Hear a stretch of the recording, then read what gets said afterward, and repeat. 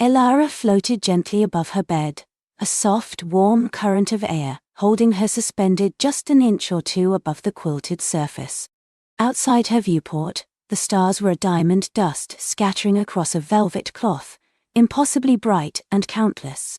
She could feel the gentle, rhythmic hum of the starlight station, a deep, comforting vibration that had been the lullaby of her entire life.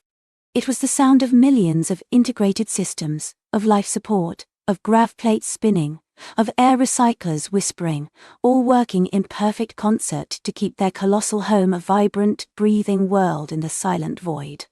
"Almost time for sleep, little star," a voice murmured, soft as spun starlight. It belonged to Glimmer, her companion. Glimmer wasn't a robot with clanking parts or a screen with a face. Glimmer was a sphere of pure, undulating light, about the size of Elara's head, that pulsed with a gentle internal aurora. It could change its hue to match Elara's mood, a soft lavender when she was peaceful, a bright sapphire when she was curious, a warm amber when she was feeling brave. Right now, Glimmer glowed a tranquil, deep indigo, reflecting the quiet awe in Elara's wide, hazel eyes. "Just a few more minutes, Glimmer," Elara whispered, her voice barely disturbing the still air. She pressed her nose against the cool transparent steel of the viewport, though she knew it was pointless. The vastness of space remained tantalizingly out of reach. "They're so bright tonight." "Every night, Elara, they are bright," Glimmer replied, drifting closer until its soft light warmed Elara's cheek. "Your optics simply perceive them with renewed wonder this evening." Elara giggled. "You always make things sound so poetic, Glimmer." "It is my directive to enhance your understanding and appreciation of the universe, and to ensure your well-being," Glimmer chimed. "And currently your well-being requires a full 8 cycles of restful sleep." With a sigh, Elara pushed off the viewport, letting the subtle grav assist in her room guide her back towards her bed. Her room was a cozy nebula of soft lighting and holographic projections. Right now, a gentle forest scene shimmered on one wall, fireflies dancing among bioluminescent flora. It was a comforting contrast to the stark, infinite blackness outside. Her anti-gravity stuffed animals, a plush stardust whale, and a cuddly comet with a long, sparkly tail, floated serenely near her pillow, awaiting her return. Glimmer dimmed slightly, casting long, playful shadows as it circled Elara. "Shall we review the stellar cartography one last time before lights out? Or perhaps a soothing story from the archives?" Elara considered. "No maps tonight, just tell me about our home." Glimmer pulsed with a deeper indigo. "The Starlighting Station, also known as the Starlight Nexus, is a testament to humanity's enduring spirit of exploration and cooperation. It is an onial cylinder design, vast beyond imagining, rotated to create artificial gravity for its inhabitants. It has been journeying for nearly 3 centuries, a self-sustaining arc, carrying generations across the void, a beacon of knowledge and a crucible of new discoveries." "And it's old, right?" Elara asked, pulling her anti-gravity blanket up to her chin. The blanket, woven with tiny light-emitting fibers, mimicked a miniature galaxy, swirling with nebulae and faint stars. "Comparatively, yes. Many of its original components predate even your great-great-grandparents, but constant maintenance, upgrades, and the dedication of its inhabitants ensure its continued vitality and purpose." "And its purpose is what, exactly?"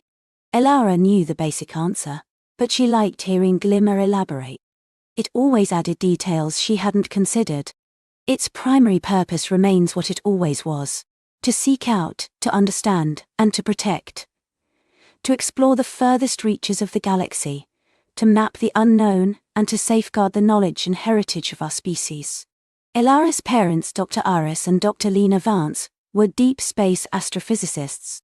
Their work was often abstract and complex, filled with talk of gravitational eddies, dark matter filaments, and quantum entanglement fields. They spent long shifts in the Starlight's central core, a colossal research complex that hummed with more energy than a dozen suns. Elara missed them when they were working, but she understood the importance of their contribution. They were charting the course, literally, of their entire civilization. "Are they still in the core?" Elara asked, a faint note of longing in her voice.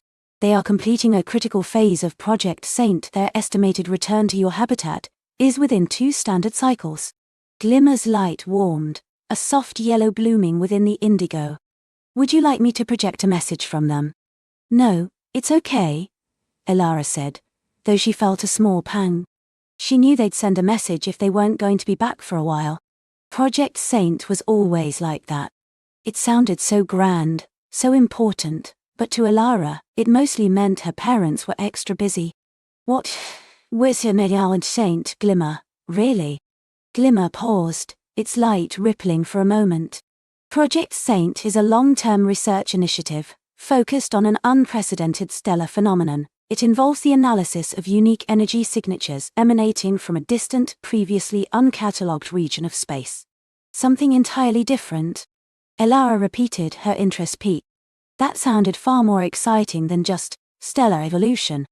"Indeed, the universe, Elara, is full of surprises. Now, little star, truly, it is time for sleep. Rest will prepare you for the surprises of tomorrow." Glimmer began to dim, a signal that the lights in Elara's room would soon follow suit. Elara closed her eyes, but her mind drifted. She imagined her parents, surrounded by glowing consoles and holographic maps, tracing invisible lines through the cosmos. She pictured the starlighting itself, a colossal ship city, a spinning world in miniature, propelled by unknown forces towards an unknown destiny. The starlighting wasn't just a space station, it was a universe unto itself. Its outermost shell was a vast, glittering array of solar sails and energy collectors, constantly harvesting the faint energy of distant stars. Inside, it was a labyrinth of wonders. There were the residential sectors, like Elara's, with their soft simulated gravity and personalized environments. There were the industrial zones, humming with automated fabrication units and resource processors. And then there were the biodomes. The biodomes were Elara's favorite place. They were enormous cathedral-like spaces, each one a perfectly replicated terrestrial ecosystem. There was the forest dome, a riot of towering trees, trickling streams, and the chirping of genetically recreated birds. There was the ocean dome, a shimmering blue expanse teeming with phosphorescent fish and swaying kelp forests. And the arid dome, a breathtaking landscape of red rock canyons, cacti, and simulated desert winds. She loved to visit them, to feel the real soil beneath her bare feet, to breathe air that hadn't been through a recycling filter, to hear the whisper of real wind. It was a vital connection to the world her ancestors had left behind, a tangible reminder of the planet they called Old Earth. She often wondered about Old Earth, a mythical place of blue skies and endless oceans, a place glimpsed only in historical records and virtual reality simulations. Her life was the starlight, and the starlight was home. The next morning, Elara woke with a renewed sense of purpose. Her parents were still deep in the core, Glimmer informed her, but they had left a message. It was a short hollow vid, projected onto her wall while she ate her nutrient paste. Her mother, Lena, looked tired but smiled warmly. "Morning, sweet pea. Hope you slept well. We're a bit tied up with a new energy surge from Saint, but we'll be back as soon as we can. Glimmer will help you with your lessons. We love you." Her father, Aris, was a blur in the background, peering intently at a glowing schematic. He gave a distracted wave. "Keep learning, Elara, and keep an eye on the constellations near the Sagittarian Arm for us, will you? New data coming in fast." Elara grinned. Her father always encouraged her stargazing. It was their little shared hobby. After her lessons, which Glimmer deftly integrated with interactive simulations and playful quizzes, Elara made her way to the primary observation deck. This wasn't just any viewport. It was a massive, panoramic dome at the very heart of the starlights in the central axis, offering an unobstructed 360-degree view of the cosmos. No artificial light pollution, no atmospheric interference, just pure, unadulterated space. She found her favorite spot, a cushioned alcove that tilted back, making her feel as though she were floating directly among the stars. Glimmer hovered beside her, a soft sapphire now, reflecting her excitement. "Accessing Father's star charts," Elara commanded, her voice ringing slightly in the vast dome. Immediately, The raw starscape before her was overlaid with a shimmering network of holographic lines, labels, and data points.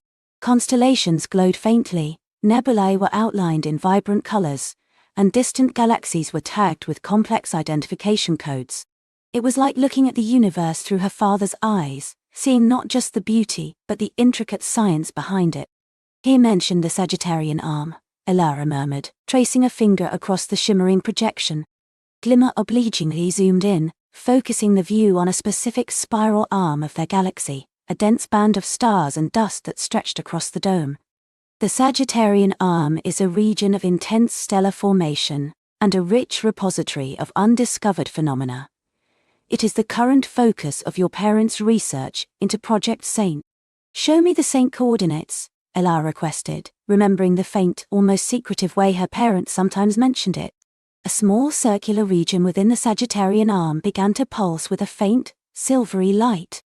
It was a region she had seen many times before, a relatively unremarkable patch of space, devoid of any particularly bright stars or nebulae.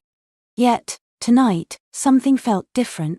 Zoom to full magnification on the designated Saint anomaly, Elara instructed, her voice dropping to a whisper. The view compressed, focusing tighter and tighter on the pulsing circle. Stars that had been mere pinpricks blossomed into fiery suns, their colors ranging from deep crimson to brilliant blue. Distant gas clouds resolved into intricate, swirling patterns.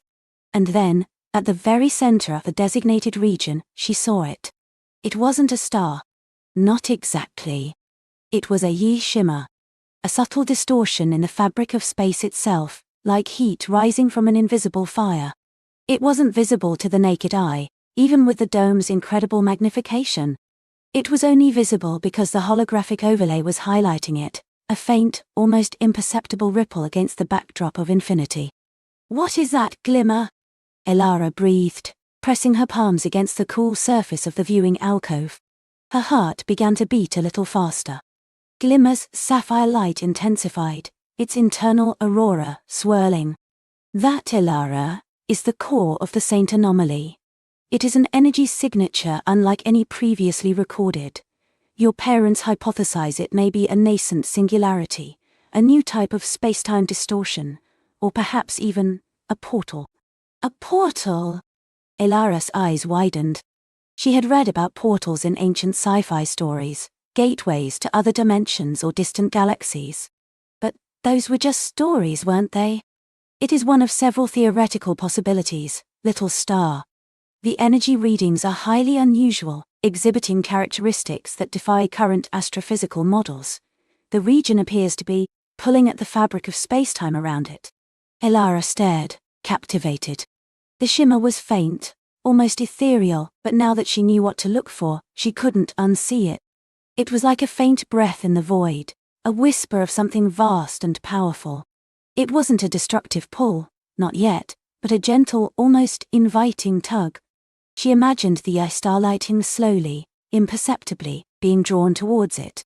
Not quickly, not violently, but with the steady, relentless pull of a distant magnet. Was that why her parents were so focused on it? Were they trying to understand where it was leading? Or how to avoid it? "What does Saint stand for, Glimmer?" Elara asked, a new urgency in her voice. She had asked before, but Glimmer had always given her a general answer about stellar phenomena. Now, seeing this, she felt a profound need for a more specific truth. Glimmer's light rippled, shifting from sapphire to a contemplative amethyst. The designation Saint is an abbreviation used by the Deep Space Research Division for stellar tear. It refers to a theoretical rupture or distortion in the normal continuum of spacetime, often associated with extreme gravitational events. "A stellar tear," Elara repeated, the words feeling weighty on her tongue. It sounded both beautiful and frightening. "A year in the universe." Indeed, it is a concept that has existed in theoretical physics for centuries, but never before has such a signature been observed with this level of clarity and stability. Elara leaned back in the alcove, her gaze fixed on the shimmering anomaly. It was so small, so distant, yet it felt immense, like a sleeping giant. The gentle hum of the starlight station, usually so comforting, now seemed to carry a faint undertone of apprehension. Her parents were out there in the core, grappling with this. They were trying to understand a stellar tearing. A sudden faint pulse of light emanated from the anomaly, a barely perceptible flicker, like a distant lighthouse winking. It was gone almost as soon as it appeared, but Elara had seen it. It wasn't just a static distortion. It was active. "Did you see that glimmer?" she asked, her voice barely above a whisper. Glimmer's amethyst light pulsed. "Affirmative, Elara. A microburst of anomalous energy. It correlates with the data your parents are currently analyzing. The frequency is increasing." Elara felt a thrill, a mixture of wonder and a tiny shiver of fear. This wasn't just abstract science anymore. This was a living, breathing mystery, unfolding before her eyes. And her parents were at its very heart. The thought of them, so close to this incredible, potentially dangerous phenomenon, filled her with a strange mix of pride and worry. She watched the point of light for a long time, until Glimmer gently reminded her of the approaching sleep cycle. As she drifted back to her room, the image of the shimmering stellar tear remained etched in her mind. It was a faint, almost invisible wound in the cosmic fabric, yet it held a promise of something extraordinary, something that called to her with a silent, insistent voice. She wondered what lay beyond that tear, what secrets it held, and what her parents were truly hoping to find. Back in her bed, with Glimmer a soft, reassuring glow beside her, Elara finally closed her eyes. The hum of the starlight station was her familiar lullaby, but tonight it was accompanied by the silent, mesmerizing dance of a distant stellar tear, beckoning her towards a future she couldn't yet imagine. She drifted off, dreaming of stars and of the captivating, mysterious saint that pulled at the very edges of their universe. She drifted off, dreaming of stars and of the captivating, mysterious stellar tear that pulled at the very edges of their universe. In her dream, the stellar tear was no longer a distant, shimmering jewel. It was vast, consuming the entire sky, an obsidian eye rimmed with swirling nebulae of violet and emerald. Elara felt a strange pull, not violent, but a gentle, irresistible current drawing her closer. She wasn't afraid. Instead, a profound sense of belonging settled over her, as if this celestial anomaly held a forgotten piece of her own being. She reached out, her dream hand phasing through shimmering cosmic dust, and touched the tear. It wasn't cold or hot, but vibrated with a silent song, a harmony of creation and destruction. Images flashed behind her closed eyelids. Ancient starships with sails of pure light, glowing cities built into asteroid hearts, beings made of pure energy dancing across gas giants. They were fleeting, fragmented visions, like forgotten memories trying to surface. A single clear thought resonated through her dream mind: seek the source. Find the echo. Then, a soft chime. Not the tear's song, but something closer, more familiar. The dream began to recede, the cosmic ballet fading into the deep indigo of her sleep. Elara blinked, her eyes fluttering open to the familiar comforting glow of Glimmer, now a soft amber sphere hovering by her bedside. The chime repeated, a gentle melodic tone that signaled the start of a new day aboard Starlight Station. The hum of the station was constant, a low thrum that vibrated through the floor plates and up her bed frame, a living pulse beneath her. She stretched, her small limbs reaching for the cool, recycled air. Her room was compact, a perfect microcosm of efficient space living, a retractable desk, a wall-mounted holoscreen displaying the day's starlight newsfeed, and a small viewport showing the endless, star-dusted velvet beyond. Today, the viewport offered a breathtaking vista of the stellar tear, still distant, but now with a clarity that made her dream feel less like a fantasy and more like a premonition. It pulsed faintly, a magnificent cosmic bruise on the fabric of reality. "Good morning, Glimmer," Elara mumbled, swinging her legs over the edge of her bed. The floor felt cool beneath her bare feet. "Good morning, Elara," Glimmer chirped, its light shifting to a cheerful azure. "Your nutrient cycle is ready in the galley. Commander Aris and Dr. Lyra have already departed for Sector Gamma, but left a message." Elara's shoulders slumped slightly. Her parents were always busy, always off to some restricted sector of the station, or preparing for deep space excursions. She understood, of course. Their mission to study the stellar tier was paramount, critical to understanding the very foundations of their universe. But sometimes, she wished for a normal breakfast, a shared moment before the day swallowed them whole. She padded into the small, efficient galley. A synth plate on the counter held a perfectly portioned meal cube, smelling faintly of blueberries and fortified protein. Beside it, a small hollow projector shimmered to life as she approached. Her mother's face, kind but tired, smiled at her. "Good morning, Starlight. Sorry we missed you again. We've had a breakthrough on the TER's energy signatures, a fascinating new oscillation pattern. It requires immediate analysis. There's a new data packet loaded into your learning console, a simplified overview of the TER's gravitational effects. We thought you might find it interesting. Her father's face, more stern but with a twinkle in his eye, appeared beside her mother's. "And remember, Elara, the station's automated recreational protocols are active. Don't forget your daily physical training in the gravity gym, and no unauthorized access to engineering schematics, all right?" He winked.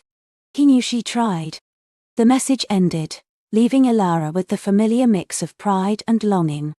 A breakthrough. What did that mean? A new oscillation pattern. It sounded exciting but also very technical. She ate her meal cube, the synthetic berries bursting with flavor, her mind buzzing. After her breakfast, Elara navigated the smooth, curving corridors of Starlight. The station was a marvel of engineering, a sprawling habitat carved from an enormous asteroid, its inner core hollowed out to create a series of interconnected biomes and research sectors. The walls were a cool, polished steel, punctuated by glowing data panels and the occasional viewport offering dizzying glimpses of space. Other crew members, mostly adults in crisp jumpsuits, moved with purpose, their footsteps barely echoing in the sound-dampened halls. Elara made her way to the learning console in the common area. It was a sleek, interactive terminal, designed to adapt to each user's learning style. She tapped her wristcom to activate it, and the screen glowed to life, displaying a menu of lessons and simulations. The new data packet from her parents was highlighted, marked Stellar Tier Gravitational Effects, Simplified.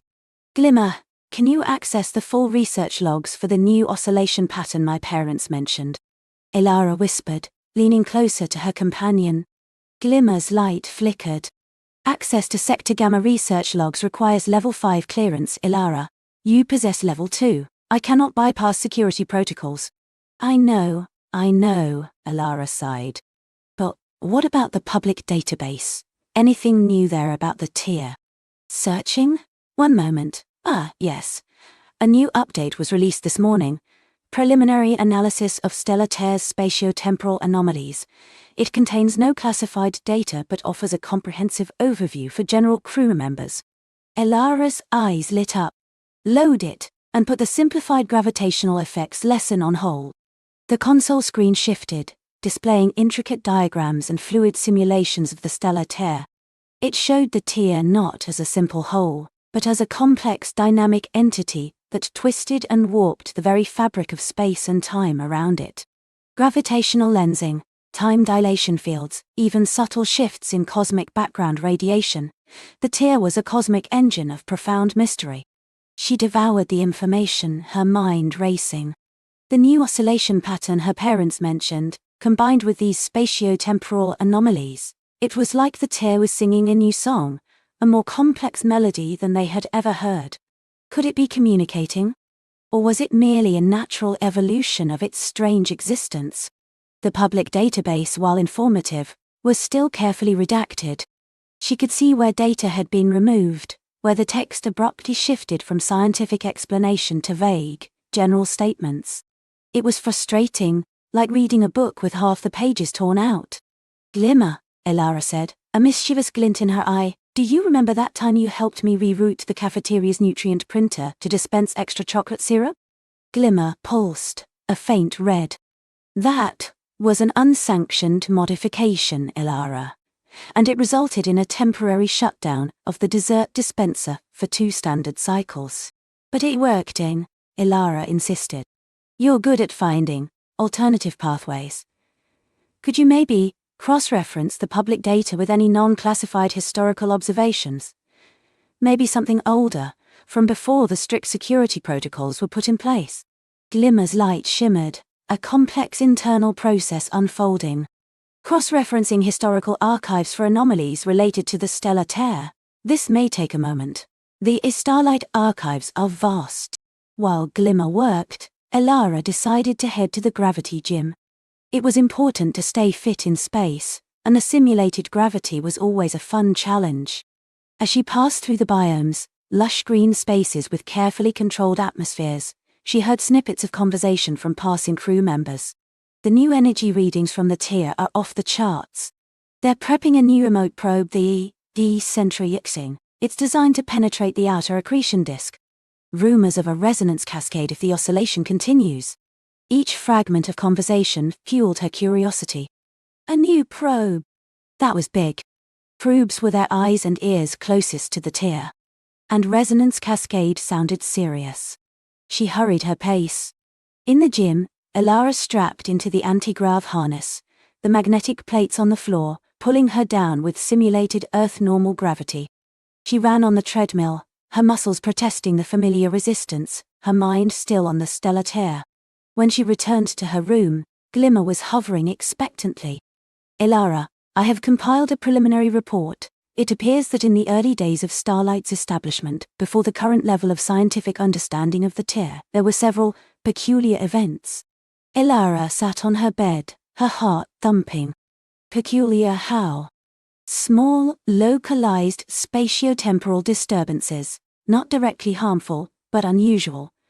Objects would briefly disappear and reappear. Minor power fluctuations, and a series of anomalous energy readings that were dismissed at the time as sensor glitches.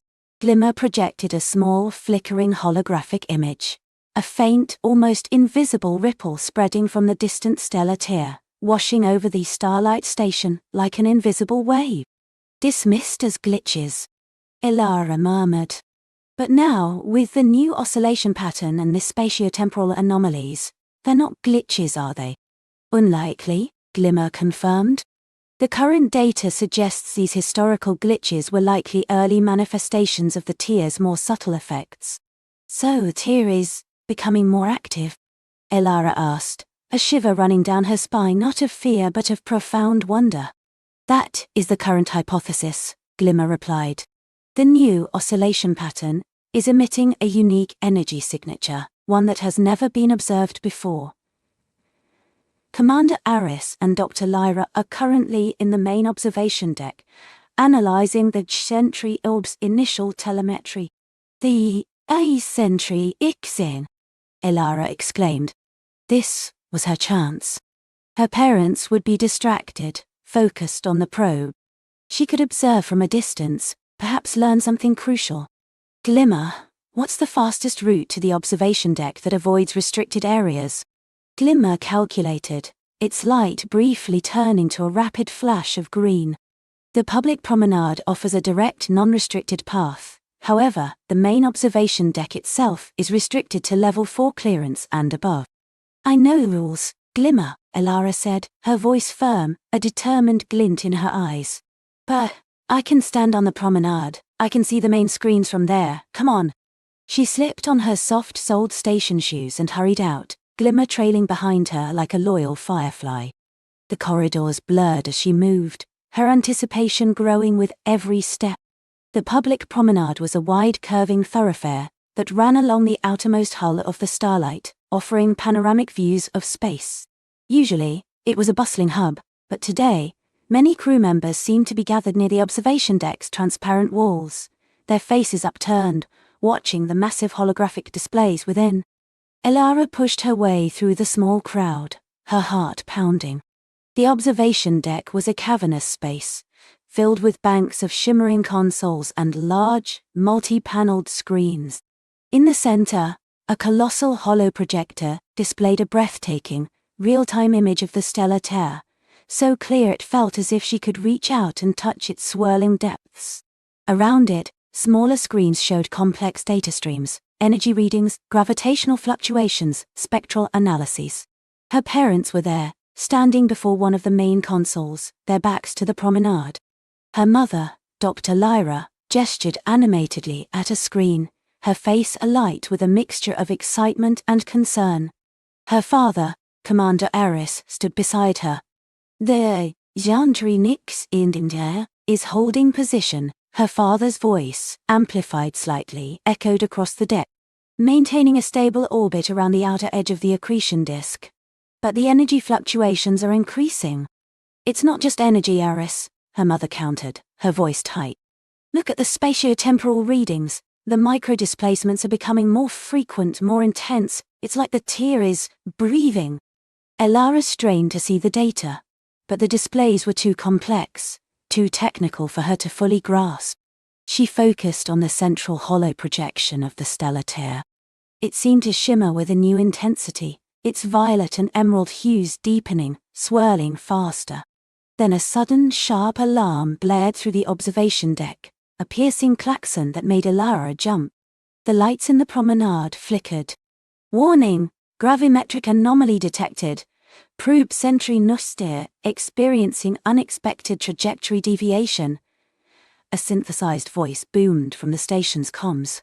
On the main holoscreen, the tiny dot representing the I-Sentry ACE probe, which had been orbiting steadily, suddenly lurched. It was pulled inward, accelerating towards the tear's event horizon with terrifying speed. Engage emergency thrusters, her father commanded, his voice sharp with urgency. Full power to counter gravitic fields. But it was no use. The probe, a pinnacle of their technological prowess, was caught in an invisible current.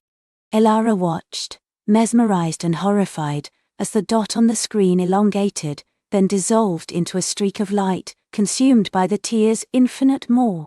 A gasp went through the crowd on the promenade. Inside the observation deck, a tense silence fell. Her parents stood frozen, their faces etched with shock. Telemetry. Lost. Her mother whispered, her voice barely audible. The Eucentrinics. Elara felt a cold knot form in her stomach. That probe was designed for extreme conditions. It was their most advanced piece of equipment for studying the tear. And it had been swallowed without a trace. On the main holoscreen the stellar tear pulsed, brighter now, its colors more vibrant than ever before. It seemed to throb with a triumphant, silent energy. And then, something new happened. From the swirling heart of the tear, a faint, ethereal ripple expanded outward. It wasn't violent or destructive, but subtle, like a breath taken by the universe itself. As the ripple washed over the starlight station, a strange phenomenon occurred. For a brief, impossible moment, the stars outside the viewport seemed to shimmer, their light wavering as if seen through water. Then, the view shifted. Not physically, but as if the station itself had momentarily jumped. The distant, familiar nebulae were replaced by utterly alien constellations, vibrant and strange, unlike anything Elara had ever seen. The stellar tear itself, while still visible, seemed to have moved, or perhaps the station had shifted relative to it. The crew members on the promenade gasped, pointing at the viewport. Inside the observation deck, Elara's parents stared, their faces a mixture of awe and disbelief. "Did you see that?" her father breathed, his voice hoarse. "A microjump, a localized spatiotemporal displacement, on this scale." "It wasn't a jump, Aris," her mother corrected, her eyes wide. "It felt like a resonance, a harmonic shift. The tear isn't just absorbing, it's projecting, it's echoing." The strange constellations faded, replaced by the familiar starscape of their home sector. The tear settled back into its usual, albeit still magnificent, glow. The alarm had stopped. The only sound was the low hum of the station, and the rapid, excited whispers of the crew. Elara felt a profound chill, then a surge of exhilaration. The tear had responded. It had taken their probe, and in return, it had shown them a glimpse of another reality? A message? She looked at her parents, their faces now alive with renewed, almost frantic, determination. The loss of the probe was a setback, yes, but the event that followed it had ignited a new fire in their eyes. They hadn't just witnessed an anomaly, They had been touched by the raw, untamed power of the universe. "Glimmer," Elara whispered, her voice trembling slightly with a mixture of fear and wonder. Did you record that?" "Every millisecond, Elara," Glimmer responded, its light a steady, thoughtful blue. "An unprecedented event. The data is now being processed by the station's core AI." Elara stayed there for a long time, watching her parents and the scientists scramble, their voices rising with theories and new protocols. The loss of I-Sentry Ixing was tragic, but the subsequent phenomenon had opened a new door, a new dimension of understanding. The stellar tear wasn't just an object of study, it was an active participant, a cosmic entity that seemed to be reaching out, beckoning them further into its secrets. As she finally turned to leave the promenade, her heart still thrumming with the aftershocks of what she had witnessed, Elara knew that her dream, the one of ancient starships and beings of light, was more than just a dream. The stellar tear held secrets far grander than they could ever imagine, and she, Elara, was now closer than ever to uncovering them. The station hummed around her, a comforting sound, but now it was also a reminder of the vast, terrifying, and utterly captivating unknown that lay just beyond their window. The echo had truly begun. The echo had truly begun. Sleep, that night, was a fractured landscape of shimmering light and impossible geometries. Elara's mind, usually a quiet harbor at the close of a long shift, now surged with the electric hum of the stellar tear. Every time she closed her eyes, the intricate filigree of the ancient starship's hull appeared, a spiderweb of celestial silver against the velvet blackness. She saw the beings of light again, not as distinct forms, but as coalesced points of pure energy, moving with an ancient grace that spoke of understanding beyond human comprehension. Their silent song resonated in her bones, a melody woven from starlight and cosmic dust. She tossed and turned in her narrow bunk, the station's gentle vibrations doing little to soothe the tremor in her spirit. Her datapad, usually her most trusted companion, felt heavy and inert on the bedside table. How could she log this? How could she quantify a dream that felt more real than the polished chrome of her quarters? Finally, just before the pale artificial dawn of the station's cycle, Elara gave up.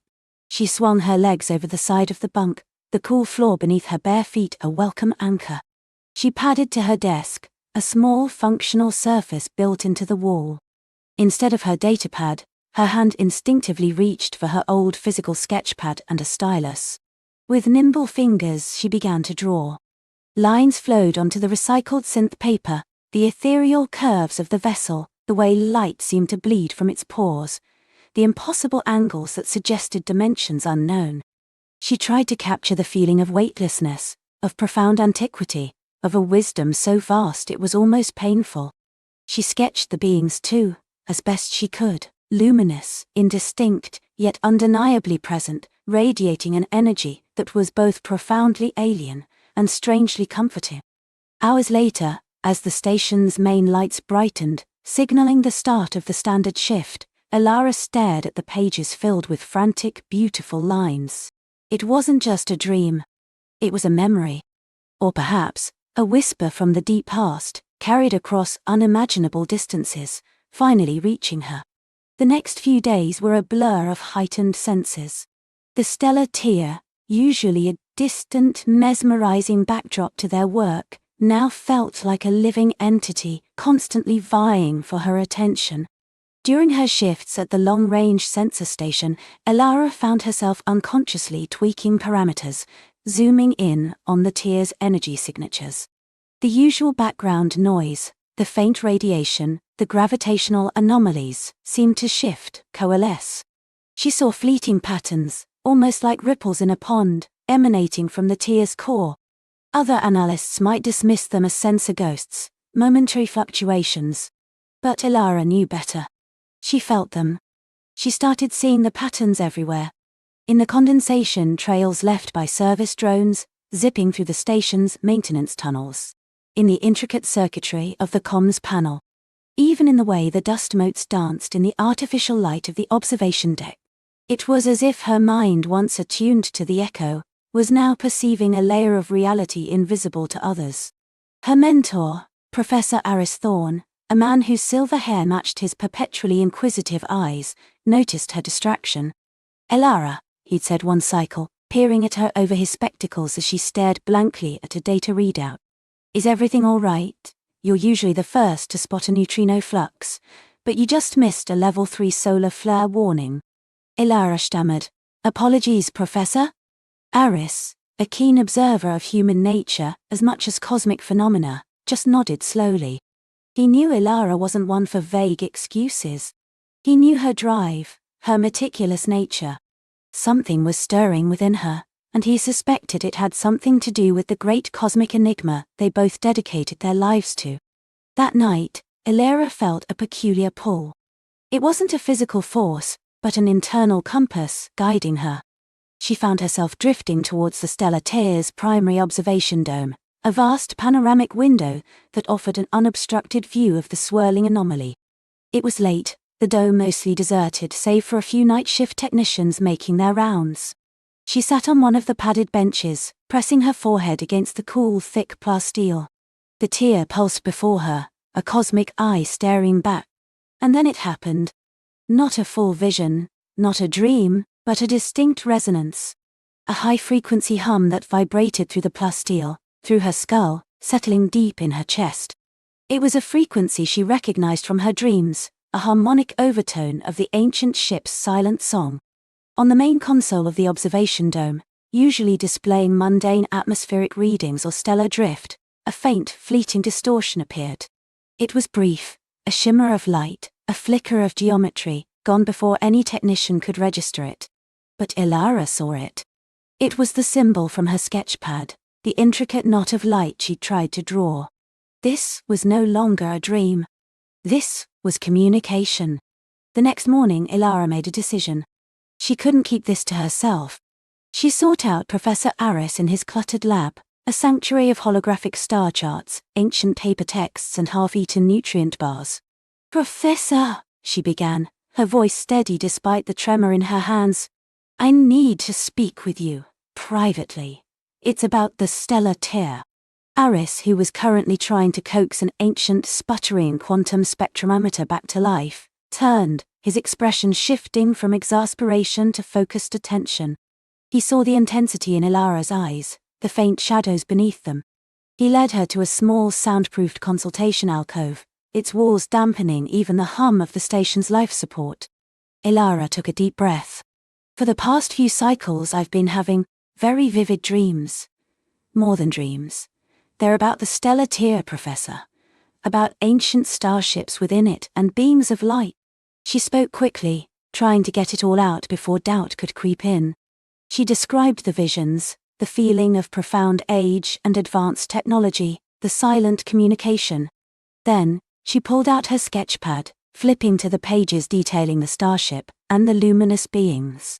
And last night, she continued, I saw this symbol, here. She pointed to the intricate knot, appear briefly on the observation dome's main viewer, just as I felt that resonance. Aris listened intently, his expression unreadable. He picked up the sketchpad, his thumb tracing the drawn lines. He was a scientist, grounded in empirical data, but he also held a deep respect for the unknown, for the anomalies that defied current understanding.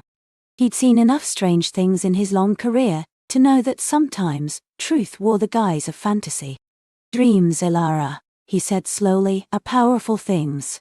The subconscious mind can process vast amounts of data, sometimes making connections we consciously miss.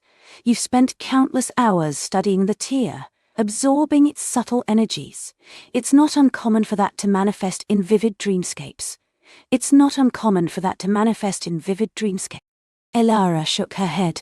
But the resonance, Professor, the symbol, it felt intentional, like it was responding to me, or trying to reach out. Aris leaned back, his gaze fixed on the sketchpad. Intentional, you say, a communication. He paused, a flicker of something akin to excitement in his eyes. Let's assume for a moment that what you experienced is not merely a product of your subconscious. Let's assume it's real. How do we test it? How do we test it? I've been correlating my dream experiences with the tear's energy fluctuations, Elara admitted, pulling out her datapad. I've been logging my visions, noting down the precise time and duration, And I found a correlation, Professor. The clearer, more intense the dream, the more pronounced the subtle harmonic shifts from the tear. Aris's eyebrows rose. You've been doing what? He took the datapad, scrolling through her hastily compiled data. He saw the timestamps, the notes, the raw energy readings she'd pulled from the station's archives. This is unorthodox, Elara, but intriguing. He ran a simulation on his own datapad, cross-referencing Elara's dream log with the tear's historical sensor data. A faint, undeniable pattern emerged. Not conclusive proof, but certainly not random. All right, Aris said, a new resolve in his voice. We can't dismiss this out of hand, but we also can't go shouting about cosmic dreams from the main deck. You'll be relegated to psychological observation faster than you can say, stellar tear anomaly. He tapped his chin thoughtfully. Here's what we'll do. I'll give you a new assignment. Officially, you'll be conducting long-term baseline stability monitoring of gravitational field fluctuations within the tear's immediate vicinity. Unofficially, you'll be looking for your echoes. You'll have access to a restricted sensor array, one designed for high-resolution, multispectral analysis. Use it to scan for these harmonic shifts, these symbols you're seeing, and keep your dreamer's log update. Elara felt a surge of relief and excitement. Aris believed her.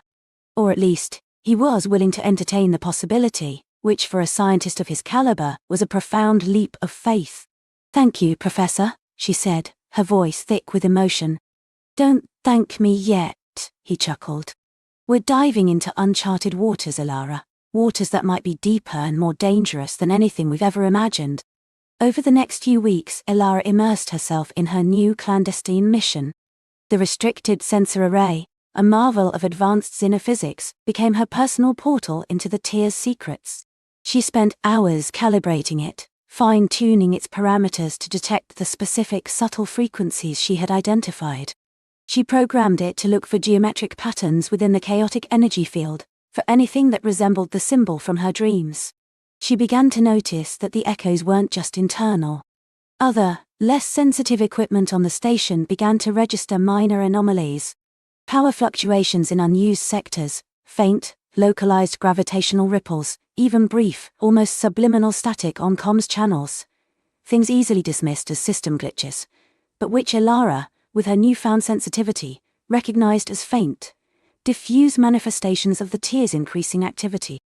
Her dreamer's log grew thicker. The visions became clearer, more detailed. She saw not just the ancient ship, but its internal structure, vast halls glowing with soft organic light. She saw the beings of light moving through these spaces, performing what looked like maintenance, or perhaps rituals. She felt their presence growing stronger, a constant gentle pressure at the edge of her awareness. They weren't just sending images, they were sending feelings, a sense of urgency, a profound weariness, and something else, something she couldn't quite decipher, a plea. One cycle, Aris called her to his lab, his face a mixture of awe and concern. Elara, look at this. He projected a holographic display. It was a 3D rendering of the stellar tear, overlaid with complex energy readings. The harmonic shifts you identified, they're no longer just subtle. They're forming distinct patterns. Indeed, intricate waveforms pulsed and intersected, mirroring the elegant lines of the symbol Elara had drawn. It was as if the tear was slowly, painstakingly, spelling something out. And it's not just the harmonics, Aris continued, zooming in on a specific section. Our long-range gravitational sensors, even the standard ones, are picking up localized gravitational anomalies within the tear, not random collapses but structured shifts, like something is moving within it. Elara felt a chill run down her spine. The starship, she whispered. It's moving. It's trying to get out. Aris nodded grimly. Or trying to get in further. We don't know what the tear truly is. A portal? A prison? A cosmic archive? He paused, his gaze fixed on the holographic symbol. But whatever it is, Elara, it's becoming more active. And your connection to it, it's undeniable now. You're not just observing it, you're resonating with it. They knew they couldn't keep this entirely secret for much longer. The anomalies were growing. Other scientists, though lacking Elara's unique sensitivity, would soon begin to connect the dots. They needed more help, trusted allies who could process the data, formulate theories, and perhaps even protect them if their discoveries proved too disruptive. Aris suggested Dr. Kalen Thorne, no relation, a brilliant but notoriously skeptical xeno-engineer known for his ability to reverse engineer alien tech from first principles. Kalen won't believe it until he can build a working replica, Aris had joked, but if anyone can make sense of these impossible energy signatures, it's him. Elara, in turn, recommended Dr. Jian Li, a xenolinguist and historian who specialized in ancient hypothetical interstellar cultures. If this is a language, Elara argued, Jian is the one who can help us interpret it. She has a talent for finding meaning in chaos. Under the guise of a special collaborative project on advanced stellar tier energy propagation models, Aris convened a small clandestine meeting. Kalen, all sharp angles and restless energy, listened with folded arms, his skepticism radiating. Jian, serene and thoughtful, took copious notes, her eyes wide with intellectual curiosity. Elara presented her dreamer's log alongside the scientific data, the raw energy readings, the nascent patterns Oris had identified. She showed them her sketches, the intricate symbol, the images of the starship and the beings of light. Kalen scoffed. So, we're building an advanced sensor array to confirm someone's nightmares? With all due respect, Elara, this is... Not yet, Aris interjected, his voice firm. But there is empirical basis for these energy patterns, Kalen, and for these gravitational anomalies.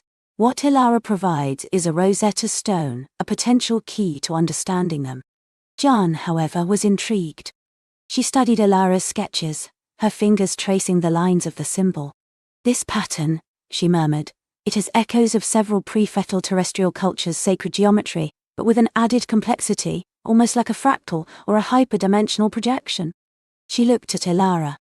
And the beings of light, what did they feel like? Ancient, Elara replied, choosing her words carefully.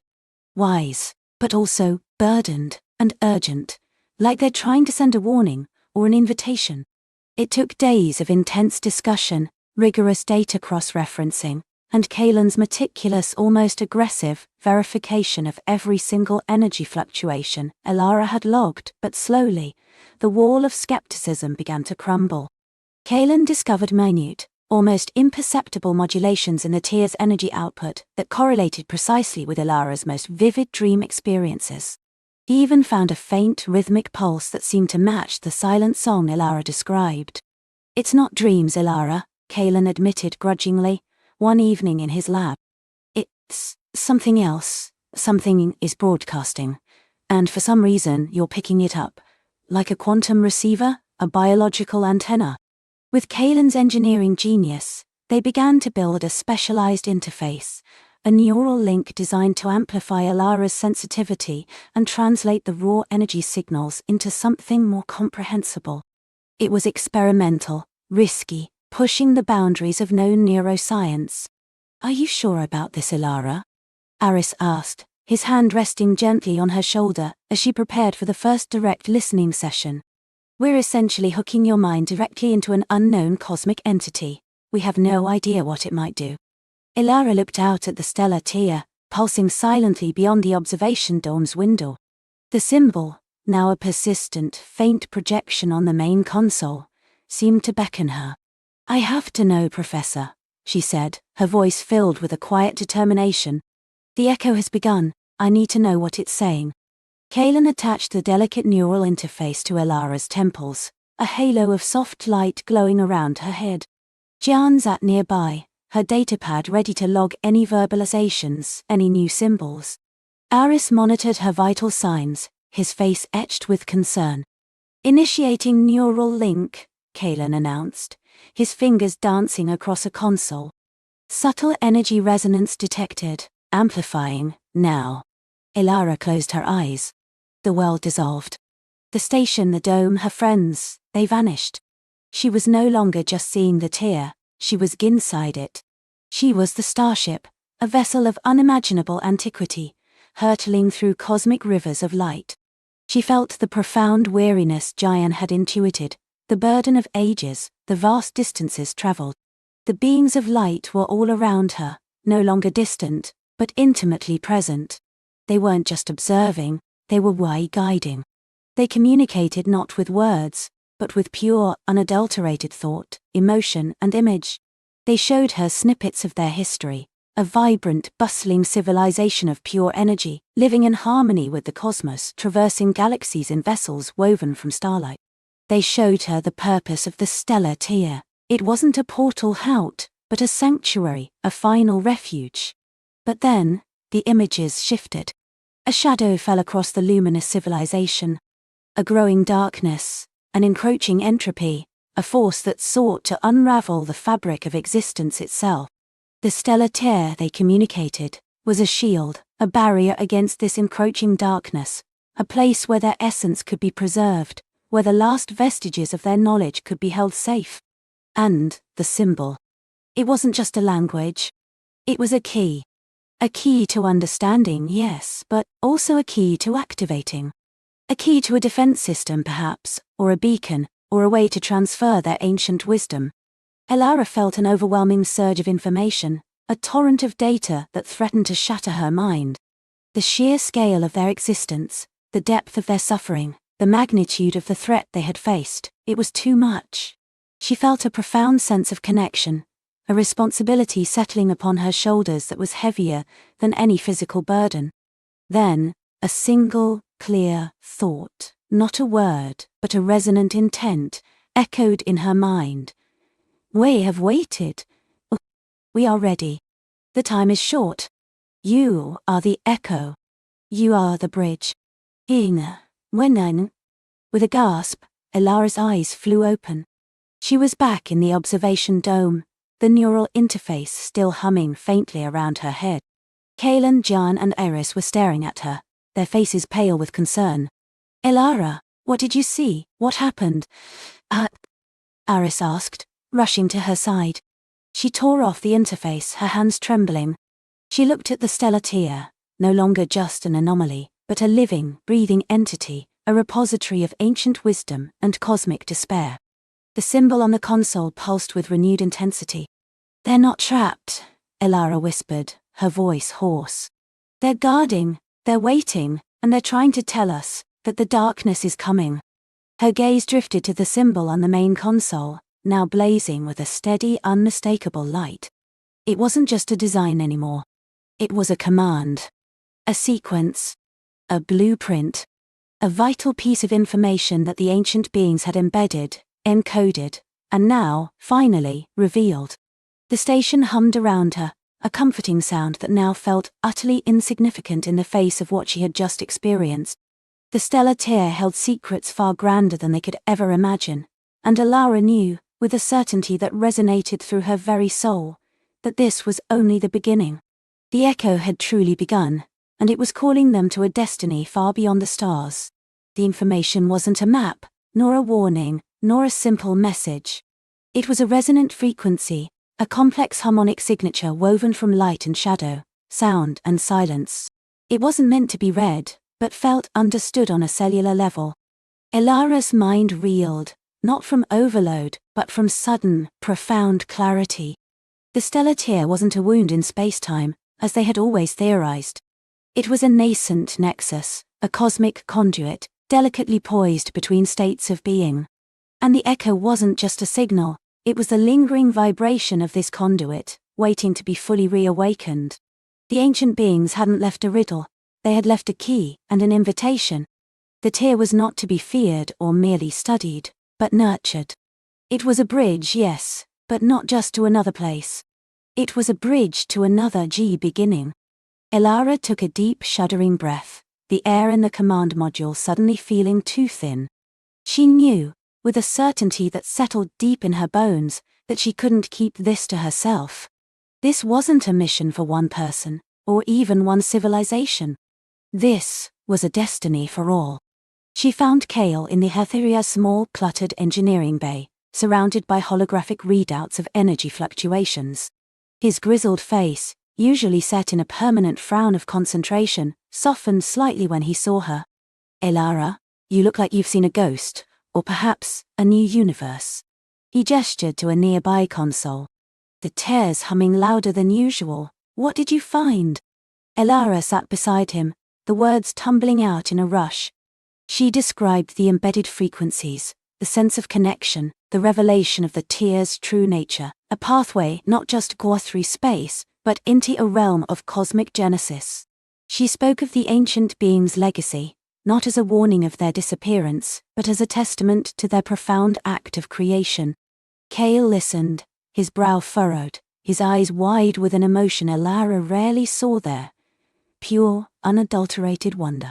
He was a man of logic and steel, but beneath it, a child who had once dreamed of sailing among the stars. A cosmic cradle, he murmured, stroking his beard. Not an escape route but a planting ground. They didn't run from a dying cosmos, Elara, they seeded a new one. He looked at her, a spark igniting in his eyes. And they left us the tools to tend it. The tools were hidden within the same data stream, not physical objects, but schematics, energy flow diagrams, and a complex sequence of resonant harmonic pulses. These weren't for a new ship, they were for Ethis Station, the Etheria. It was uniquely positioned, uniquely designed, perhaps even subtly guided by the ancients themselves, to become the very vessel required to stabilize and expand the tier. It wasn't a mere research outpost, it was a dormant seed, waiting to bloom. Weeks turned into months. The Etheria was transformed. What had once been a static orbital platform began to stir with a new kind of life. Kale, with Elara's guidance and the ancient schematics, reconfigured its core. They integrated energy conduits that shimmered with an unfamiliar light, redesigned its navigational systems to interpret the cosmic song of the echo, and reinforced its structure with newly synthesized materials that vibrated in harmony with the tier itself. Other crews had long since returned to their homeworlds, baffled by the tier's persistent enigma. Only Elara and Kale remained, bound by the secret they shared, fueled by a purpose grander than any they had ever imagined. They worked tirelessly, their bond deepening with every shared discovery, every late-night calculation, every moment of awe as the station pulsed more strongly, mirroring the increasing activity of the stellar tier. The tier, once a swirling vortex of intimidating energy, now shimmered with an inviting, almost gentle light. It pulsed in rhythm with the Etheria, the station itself humming a low, resonant note that promised journey, not danger. Finally, the day came. A quiet, profound moment. No fanfare, no cheering crowds. Just Elara and Kale in the redesigned command module, the Etheria now a sleek living vessel, poised before the heart of the tier. "Ready, Elara?" Kale asked, his voice steady, but his eyes gleaming with anticipation. Elara nodded, her hand resting on the central console, which now displayed a mesmerizing visualization of the ancient frequencies. "Ready, Kale, for the echo." With a final deep breath, she initiated the sequence. The Etheria vibrated, a deep, harmonic hum resonating through its very structure. A wave of shimmering energy flowed from the station, washing over the stellar tier. The chaotic swirl softened, smoothed, and then, with a silent, breathtaking expansion, it opened. It wasn't an opening into emptiness, but into a tunnel of pure, incandescent light. Colors Elara had never seen danced around them, a symphony of hues that defied earthly description. The echo, once a subtle hum in her mind, now became a palpable current, a shimmering trail of stardust guiding them forward. The Etheria glided into the tier, not with a jolt, but with the gentle embrace of a cradle. The stars they had known vanished behind them, replaced by a kaleidoscope of energy. Time itself seemed to stretch and fold, losing its linear grip. They journeyed through what Elara could only describe as the cosmic subconscious. They passed through memory fields, vast nebulae that pulsed with fleeting images of ancient civilizations, not as solid forms, but as whispers of light and shadow, testaments to life that had once thrived, and then, perhaps, transformed. They saw cosmic architects, beings of pure energy, weaving new realities into existence with threads of starlight. These encounters weren't threatening. They were humbling, a gentle reminder of the boundless diversity of the universe. Kale, usually so grounded, found himself gazing out the viewport for hours, his face reflecting the vibrant hues of their passage. "It's like sailing through a dream," he whispered one cycle, his voice thick with emotion. "Every particle singing, every light a story untold." Elara felt the echo growing stronger, no longer just a guide, but a companion. It was a sense of profound belonging, a connection to something ancient and ever new. She realized the tear wasn't a shortcut across the cosmos, but a passage between cosmic eras, a journey from an old established universe into one still taking its first breathtaking breaths. Finally, after what felt like an eternity and a mere moment all at once, the light ahead intensified, then softened, revealing a new vista. They emerged from the tear, which gently closed behind them, not vanishing, but becoming a shimmering, stable portal, a permanent bridge back to their own reality, should they ever choose to return. Before them lay a cosmos unlike any they had ever charted. This was a cosmic cradle. Nebulae bloomed like incandescent flowers, their colors impossibly vivid. Stars were being born, their fiery nurseries glowing with nascent energy. Planets, still coalescing from swirling dust and gas, orbited infant suns, promising future worlds. It was a universe in its infancy, pristine and untouched, vibrant with the promise of endless possibilities. The destiny wasn't to conquer, or even to colonize. It was to witness, to protect, to learn, and to tend. The ancient beings hadn't left a legacy of power, but one of profound responsibility and hope. As they navigated through this breathtaking new sector, guided by the still-present echo, they discovered a central nexus world. It wasn't a planet in the conventional sense, but a vast, living crystalline structure, radiating a serene light and a palpable sense of peace. It pulsed with the same harmonic frequencies Elara had first encountered, but amplified, clear, and welcoming. This was where the ancients had transformed, their consciousness becoming part of the cosmic fabric, their wisdom accessible, their invitation eternally open. The echo was their gentle guiding presence, their consciousness woven into the very structure of this new universe. Elara stood at the viewport, tears tracing paths down her cheeks, not of sadness but of overwhelming awe and gratitude. The vastness of the universe no longer felt intimidating, but infinitely inviting. Her heart swelled with a profound sense of purpose. Humanity's role wasn't just to explore the known, but to contribute to the unknown, to participate in the grand, ongoing symphony of creation. Kale stood beside her, his hand gently on her shoulder. "They weren't trying to escape," he said softly, his voice full of wonder. "They were trying to begin again, and they invited us to join them." They spent the following cycles observing, learning, and sending back carefully encoded data through the now stable stellar tear. They became the first stewards of the cosmic cradle, silent guardians of its nascent beauty. The Etheria, their home, became a mobile observatory, a silent sentinel in a universe just beginning to sing its first notes. Elara often found herself in the command module, gazing out at the swirling nebulae, the blossoming stars, the promise of new worlds. The echo was no longer a mystery to unravel, but a comforting presence, a lullaby from the universe itself. She understood now that destiny wasn't a fixed point, but a journey, an ongoing exploration of wonder, connection, and creation. And as she closed her eyes each night, the soft hum of the Etheria around her, the distant shimmer of newborn stars through the viewport, she dreamed of the cosmic cradle, of endless possibilities, and of the gentle guiding echo that reminded her that even in the vastest universe, there was always a place for wonder, and always a story waiting to unfold. Sleep, little explorer, and dream of the stars, for the echo has truly begun, and it calls to us all.